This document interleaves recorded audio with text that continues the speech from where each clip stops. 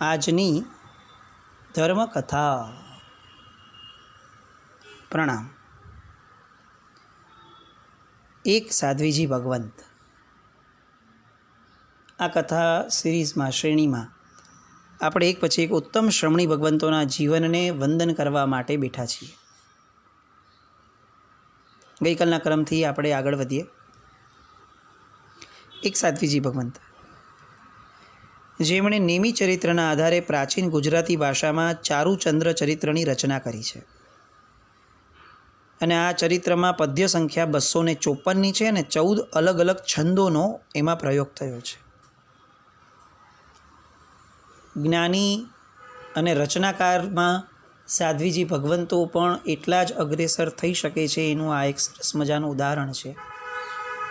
આપણે ક્યાંય પણ એમને જ્ઞાનની બાબતમાં પણ ઊણા ન માની બેસીએ, એ ભૂલ આપણાથી ન થાય એ માટે ખાસ આ સાધ્વીજી ભગવંતને આપણે નજર સમક્ષ રાખવા જોઈએ. એક સાધ્વીજી ભગવંત 13 વર્ષની ઉંમરે દીક્ષા, છેક પ્રવૃત્તિની પદ સુધી વિકાસ થયો. કમ્મપૈડી, પંચસંગ્રહ, કર્મગ્રંથ, આગમ ગ્રંથની ટીકાઓ, સંસ્કૃત, પ્રાકૃત, વ્યાકરણ, ન્યાય ગ્રંથો વગેરેનો અભ્યાસ. એક સાધ્વીજી ભગવંત 9 વર્ષની ઉંમરે દીક્ષા, 100 ઓળીના આરાધક વર્ધમાન તપની. આ ઉપરાંત સળંગ 500 આંબિલ અને સળંગ 541 આંબિલના પણ આરાધક. દરરોજની અલગ અલગ આરાધનાઓ, વિવિધ આરાધનાઓ, રોજની સેટ, એ અંતર્ગત રોજના કમસે કમ 500 ખમાસમણા આપવાના. આખા જીવનકાળ દરમિયાન આ નિયમ એમણે પાડ્યો. રોજના 500 ખમાસમણા એમણે આપવાના. અત્યાર સુધીમાં લગભગ 5,51,000 ખમાસમણા અપાયા અને એમાંનું એક પણ ખમાસમણું બેઠા બેઠા અપાયું નથી. 5,51,000 ખમાસમણા એક ભવની અંદરમાં જીવનકાળ દરમિયાનમાં એ સાધ્વીજી ભગવંત દ્વારા અપાયા. બેઠા બેઠા ખમાસમણું આપતીએ ત્યારે આ એક સાધ્વીજી ભગવંતને નજર સમક્ષ રાખવા એ કદાચ આપણા માટે હવે આ બહુ આવશ્યક અને અનિવાર્ય છે. એક સાધ્વીજી ભગવંત કર્મગ્રંથ, વ્યાકરણ અને તર્ક સંગ્રહ, આટલું એમનો અભ્યાસ કરવાનો હતો અને એમને એમ થયું કે હું આ એમને એમ નહીં ભણી શકું. ઓલરેડી કેટલી બધી ક્રિયાઓ, કેટલી બધી આવશ્યક ક્રિયાઓ વગેરે છે, તો હું ક્યાંથી સમય કાઢું? એટલે એમણે નક્કી કર્યું કે હું મારો જે જમવાનો સમય છે ને એ સમય કાઢી નાખું, તો એ સમયગાળા માટે પણ મને ઘણો સમય એક્સ્ટ્રા મળી જશે. અને એટલા માટે એમણે 5 વર્ષ લાગ્યા આ કર્મગ્રંથ, વ્યાકરણ અને તર્ક સંગ્રહ આદિના અભ્યાસ માટે. એ 5 વર્ષ સુધી એમણે 8મથી 5 વર્ષી તપ કર્યા. 8મથી 5 વર્ષી તપ શેની માટે? કર્મગ્રંથ, વ્યાકરણ અને તર્ક સંગ્રહ આદિનો અભ્યાસના યોગ માટે. એમના વર્ષી તપની આરાધનામાં એ પૂર્ણપણે 6 વિગયના ત્યાગી રહ્યા. આ જ 5 વર્ષની અંદરમાં એમણે 13 અઠ્ઠાઈ પૂર્ણ કરી અને આ ભણ્યા પછીથી કેટલાક વખત પછીથી જ્યારે એમણે 14મી અઠ્ઠાઈ આરાધી ત્યારે 14મી અઠ્ઠાઈના 5મા ઉપવાસે સાહેબે દિવ્ય સમાધિ મરણ પ્રાપ્ત કર્યું. સાહેબ કાળ ધર્મ પામ્યા. એક સાધ્વીજી ભગવંત 126 ઓળીના આરાધક વર્ધમાન તપની, 500 આંબિલના આરાધક. એકવાર જંગલનો વિહાર આવ્યો. સાધ્વીજી ભગવંત 3 પોતે અલગથી આગળ પાછળ રહી ગયા હશે, એટલે 3 જ સાધ્વીજી ભગવંતો પોતે ત્યાં. 3ેયને આંબિલનું તપ ચાલતું હતું. 2 દીપડા સામે આવ્યા. 3 સાધ્વીજી ભગવંતોએ નિર્ભયપણે પોતાના દેહને જાણે ત્યાગી દીધો હોય એ રીતે આત્મ અસ્થિરતામાં પોતે સ્થિર રહ્યા. દીપડાની સામે એમણે નવકાર ગણ્યા. દીપડાઓ 3 જ મિનિટની અંદરમાં બહુ જ શાંતિથી એમને સાવ લગોલગથી, કદાચ સાવ નજીકથી અડી ગયા હોય એટલી લગોલગથી દીપડાઓ પસાર થઈને વયા ગયા. 3 સાધ્વીજી ભગવંતો હેમખેમ રહ્યા, આજે પણ જીવે છે. એક સાધ્વીજી ભગવંત, દીક્ષાની તીવ્ર ભાવના, પણ પરિવાર દીક્ષા આપવા માટે તૈયાર નહીં. અને પરિવારના સખત પ્રેશરના કારણે લગ્ન થયા.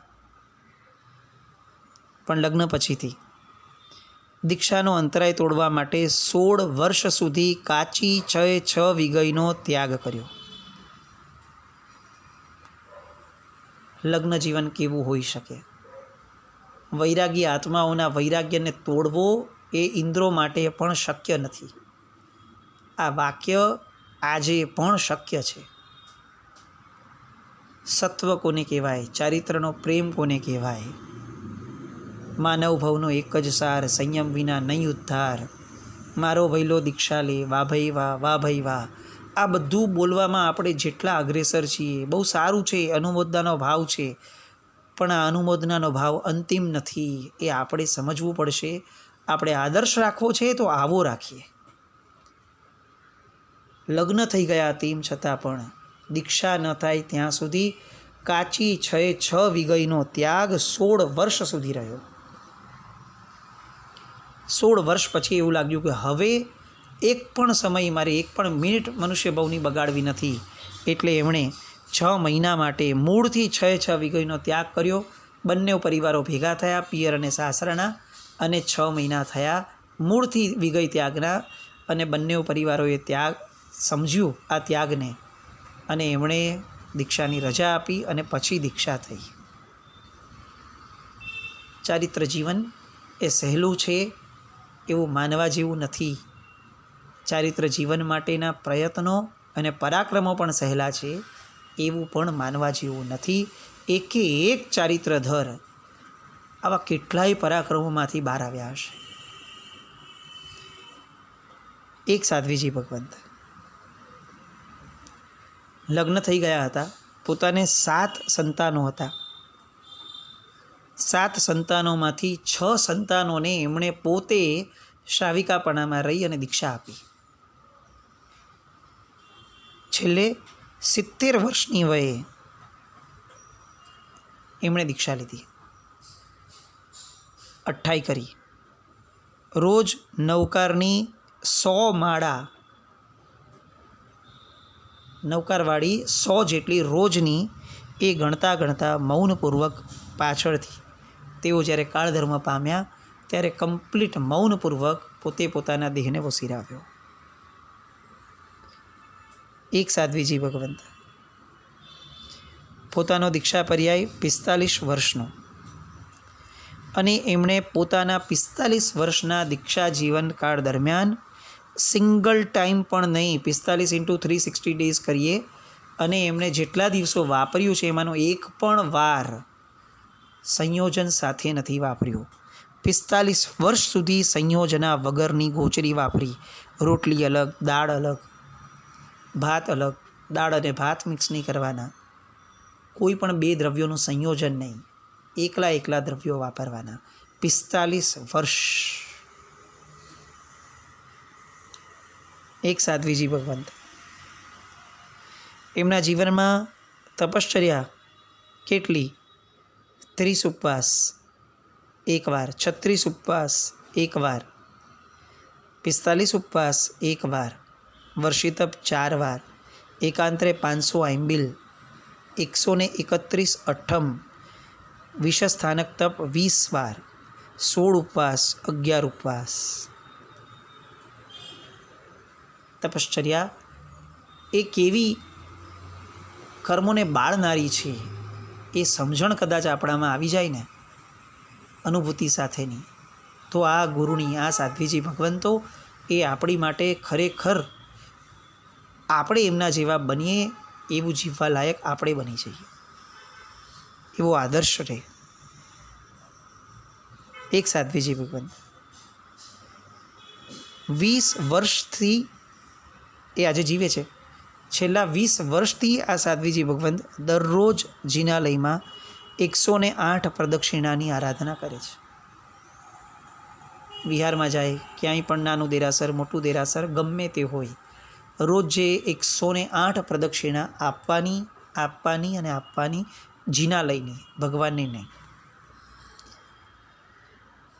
એક સાધ્વીજી ભગવંત, એમણે એકવાર અભિગ્રહ કર્યો હતો, મને કોઈ ચપ્પુથી શાક વોરાવશે તો જ હું વાપરીશ. આપણે અભિગ્રહોની આ દુનિયા વિશે હમણાં ગયા અઠવાડિયે જ ઘણું જોયું. આ સાધ્વીજી ભગતનો અભિગ્રહ, ચપ્પુથી શાક વોરાવશે. હું ક્યાંક વોરવા જાઉં અને કોઈક શ્રાવક કે શ્રાવિકા મને ચપ્પુથી શાક વોરાવે તો મારે વોરવાનું. કોણ વોરાવે? સાધ્વીજી ભગવંતોને ચપ્પુથી શાક કોણ વોરાવે? ઇનફેક્ટ નોર્મલી બી કોણ ચપ્પુથી શાક લે? પણ આવો અભિગ્રહ કુદરત સુધી અભિગ્રહ પહોંચ્યો. 7 વર્ષ અને 3 મહિના શાક વગરના એમણે પસાર કર્યા. 7 વર્ષ 3 મહિના. પણ પછીથી એક દિવસે આ થયું, કુદરતે એમને જવાબ આપ્યો. ઘરે વોરવા ગયા, શ્રાવિકા દેરાસર ગયેલા, શ્રાવક હતા, બીજું કંઈ ખબર પડે નહીં એટલે ચમચો એઠો હોવાથી શ્રાવકે કારેલાનું શાક ચપ્પુથી વોરાવ્યું અને એમનો અભિગ્રહ એ કારેલાના શાકથી પૂર્ણ થયો. આવા તો કેટલાય માનસિક અભિગ્રહધારી સાધ્વીજી ભગવંતો આપણી વચ્ચેથી પસાર થઈ જતા હશે, આપણા સંઘોમાં આવીને વહી જતા હશે, અને આપણે એમને ઝૂકવા જેટલી પણ તસ્તી લેવા તૈયાર થઈએ છીએ કે નહીં, એ પ્રશ્ન છે. એક સાધ્વીજી ભગવંત, કુલ 9 વર્ષી તપ, 2 વાર 6 માસી, 2 વાર 2 માસી, 2 વાર 1.5 માસી. આ 1.5 મહિનાનો તપ. માસી એટલે જેટલા માસી આવે છે એટલી, આ મમ્મીની બેન હોય એ વાળી માસી નહીં. 6 મહિનાનો તપ, એકાંતરે ઉપવાસના પારણે એકાસણું, એ રીતે 16 અઠ્ઠાઈઓ, કર્મ પ્રકૃતિના 158 ઉપવાસનો તપ, શંખેશ્વર દાદાનો ના 108 અઠ્ઠમ અને 44 વર્ધમાન તપની ઓળી. આ બધું જ એમણે એક જ ભાવમાં કર્યું. આપણને કોઈ આટલું ટાસ્ક આપે, આપણે કેટલા ભાવ માંગીએ અને એટલા ભાવમાંય કરીએ કે નહીં, આ બીજો મોટો પ્રશ્ન આપણા જેવાઓ માટે. પણ આ સાધ્વીજી ભગવંતો એ શરીરને જાણે ગાળવા માટે જ જન્મ્યા છે. એવી જબરદસ્ત પરમાત્મા પ્રત્યેના સદભાવની ધારામાં, તપ ધર્મ પ્રત્યેના સદભાવની ધારામાં જન્મ્યા હશે. એક સાધ્વીજી ભગવંત, દીક્ષા જીવનમાં સળંગ 2 દિવસ ક્યારેય ભેગું વિગઈ વાપરી નથી. આનો અર્થ શું થાય એ આપણે સમજી શકીએ એમ છે. આખા દીક્ષા જીવનમાં સળંગ 2 દિવસ ક્યારેય પણ વિગઈઓ વપરાઈ નથી. એનો અર્થ આખું દીક્ષા જીવન યા તો એકાત્રે આંબીલ અને યા તો ઉપવાસ. 24 થી 7 યાત્રા 99 વાર કરી છે. વર્ધમાન તપની 100 ઓળી, એ 100મી ઓળીમાં છેલ્લે 1176 આંબીલ સળંગ કર્યા. 229 છઠ, 12 અઠ્ઠમ, વર્ષિતપ, શંખેશ્વર દાદાના 108 અઠ્ઠમ. સાંભળીએ તો પણ હચમચી જઈએ એવું એ જીવીને ગયા.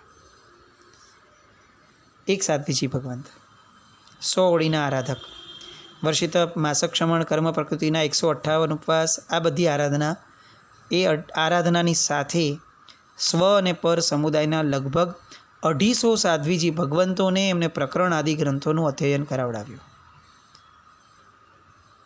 એક તો ઉપવાસ આદિ તપશ્ચર્યા ચાલે, એમાં 250 સાધ્વીજી ભગવંતોને અધ્યયન કરાવાય, અને આ બધાની સાથે શિરમોર કહી શકાય એવી કર્મની નિર્જરા એમની થઈ. કારણ કે આ બધી જ ઘટનાઓ કેન્સરની ભયંકર વેદનાના સમયે એમણે કરી. કેન્સર, એમાં ઉપવાસો અને એમાં સાધ્વીજી ભગવંતોને ભણાવવાનું. આપણે કયા બેઝ ઉપર સાધ્વીજી ભગવંતોને ઉપેક્ષા કરી રહ્યા છીએ ને એ સમજવું જ અશક્ય છે.